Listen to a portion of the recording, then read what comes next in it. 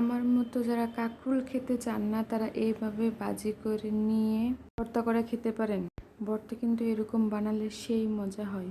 এক একজনে এক এক রকম খাইতে ভালোবাসে, যার যেমন রুচি সে সেইভাবে খাইবে। এরকমে ভাজলে কি হয়, তো গন্ধটা আর লাগে না, খাইতেও বেশ মজা লাগে। কাঁকরোলের সাথে আমি শুকনো মরিচ আর পেঁয়াজ ভেজে নেব।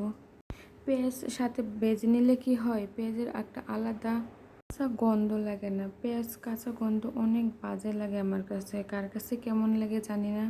এভাবে ভেজে নেওয়ার পর ব্রাউন কালার চলে আসলে আমি নামিয়ে নিব, তারপর ভর্তাটা রেডি করে নিব। এখন আমি ডিম দিয়ে একটা রেসিপি রান্না করব। সাথে আছে কাঁকরোল, পটল, টমেটো, এগুলো দিয়ে একটি তরকারি রান্না করব। খাইতে ভালোই লাগে। এই তো আমার ডিমের তরকারিটা রান্না করা হয়ে গেছে, এখন নামিয়ে নিব। এভাবে রান্না করলে ভালোই লাগে।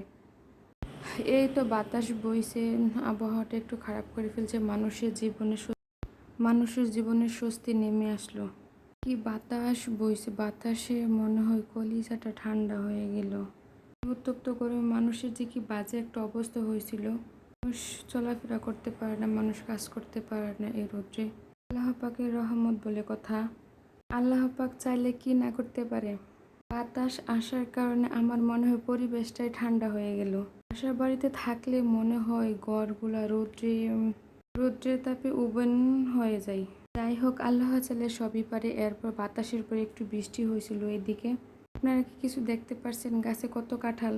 এই কাঁঠালগুলো আমি প্রত্যেক দিন পাহারা দিই, কিন্তু খাইতে পারবো না, কি আফসোস তাই না? সাথে আসার পর কত কিছু দেখে গেলাম, খাইতে আর পারলাম না, খাবো কেমনে।